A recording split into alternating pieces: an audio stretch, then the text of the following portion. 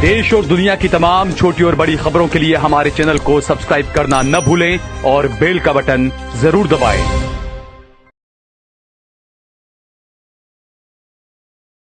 नमस्कार दोस्तों, स्वागत है आपका देश लाइव में और आपके साथ मैं हूं आशिमा त्यागी।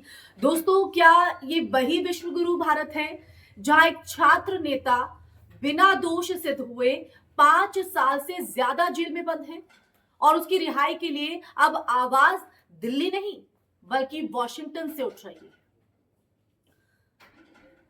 सवाल सिर्फ उमर खालिद का नहीं है, सवाल उस न्याय व्यवस्था का है दोस्तों, जो खुद को दुनिया का सबसे बड़ा लोकतंत्र कहती है, लेकिन जिसकी चुप्पी पर अब अंतरराष्ट्रीय मंच पर सवाल खड़े हो रहे हैं।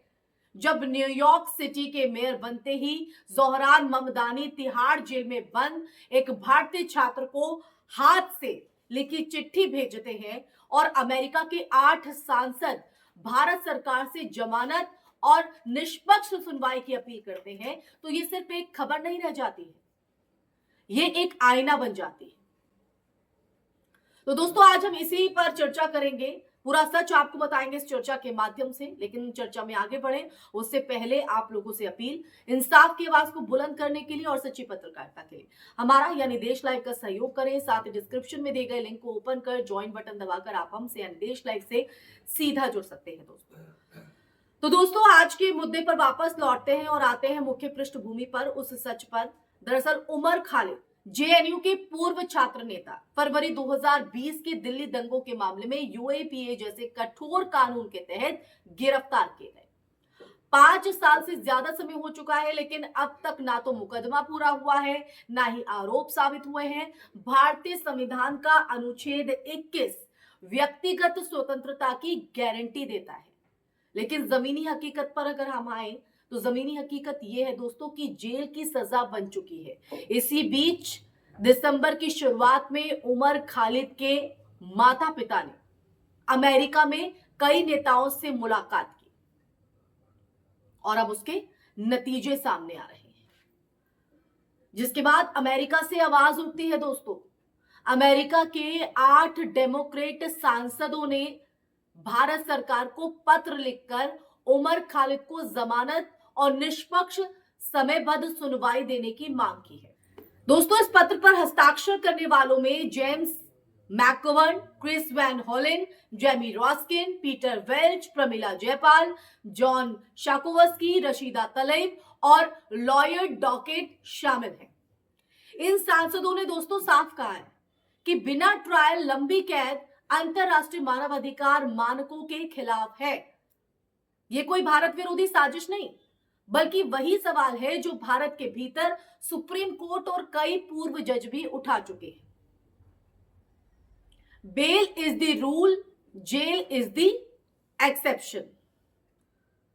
अब जोहरान ममदानी की चिट्ठी पर आते हैं, उसका अर्थ समझते हैं। दरअसल न्यूयॉर्क सिटी के मेयर जोहरान ममदानी की तरफ से उमर खालिद को भेजी गई हाथ से लिखी चिट्ठी प्रतीकात्मक नहीं, राजनीतिक रूप से बेहद अहम हो जाती है। दरअसल उन्होंने इस पत्र में लिखा है कि वो उमर के हौसले भरे शब्दों को याद करते हैं और उनके माता पिता से मिलकर उन्हें खुशी हुई। सवाल यह है कि एक अमेरिकी शहर का मेयर भारतीय लोकतंत्र की हालत पर टिप्पणी करने को मजबूर क्यों हो रहा है? इसका सीधा जवाब है क्योंकि भारत के भीतर सत्ता, मीडिया और संस्थान इस मुद्दे पर या तो खामोश है या एक तरफा नैरेटिव कर रहे हैं। अब आते हैं सरकार और मीडिया की चुप्पी पर। इस पर बात करना भी जरूरी होता है। जब भारत सरकार विदेशों में लोकतंत्र और मानव अधिकार पर भाषण देती है दोस्तों, तब उमर खालिद जैसे मामलों पर सफाई देने से क्यों कतराती है? अगर केस मजबूत है तो ट्रायल तेज क्यों नहीं? अगर सबूत है फिर जमानत से डर क्यों? और अगर सबूत नहीं है तो 5 साल की कैद किस बात की? दुर्भाग्य यह है दोस्तों कि मुख्यधारा मीडिया इन सवालों को उठाने के बजाय या तो चुप है या फिर टुकड़े टुकड़े गैंग जैसे जुमलों से में कहीं ना कहीं सच्चाई को दफन देता है। जी हां, दफन कर देता है। अब आते हैं अंतरराष्ट्रीय छवि के असर पर। आज स्थिति यह है दोस्तों कि भारत की न्यायिक प्रक्रिया पर सवाल संसद भवन के भीतर नहीं, अमेरिकी कैपिटल हिल से उठ रहे हैं। ये वही देश है जो दूसरे देशों को मानव अधिकार का पाठ पढ़ाता है, लेकिन जब अपने यहां असहमति रखने वालों के लिए कानून हथियार बन जाए तो विश्व गुरु का दावा जो है वो खोखला सा लगने लगता है। और ये भारत की संप्रभुता पर हमला नहीं, बल्कि भारत के संविधान की याद दिलाने की कोशिश है दोस्तों। तो आखिर में सवाल सीधा है दोस्तों, क्या यही डंका बज रहा है हमारा कि एक भारतीय नागरिक के बुनियादी अधिकारों की पैरवी विदेशी नेता करें और देश में, और हम सिर्फ तालियां बजाते रहें या गालियां देते रहें?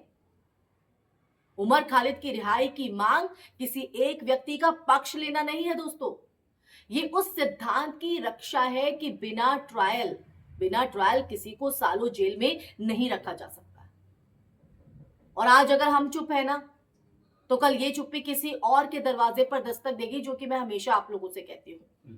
लोकतंत्र सिर्फ चुनाव जीतने का नाम नहीं है, इसे समझना है, बल्कि असहमति को सहने की ताकत का नाम है। लोकतंत्र, वही लोकतंत्र जो हमारे देश की पहचान है, उसकी खूबसूरती को बढ़ाता है। समझ रहे हैं आप? और कहीं ना कहीं जो ताकत आज हमारी है, आज वही ताकत कटघरे में खड़ी है।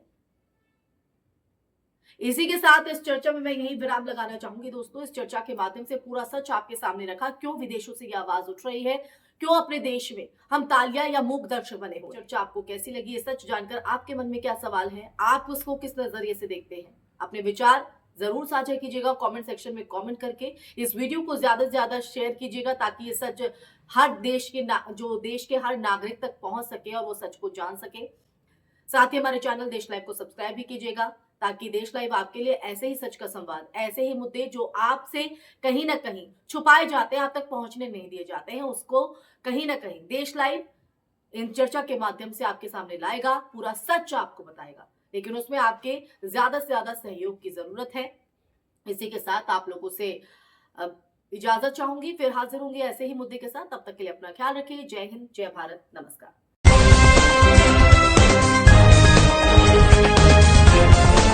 देश और दुनिया की तमाम छोटी और बड़ी खबरों के लिए हमारे चैनल को सब्सक्राइब करना न भूलें और बेल का बटन जरूर दबाएं।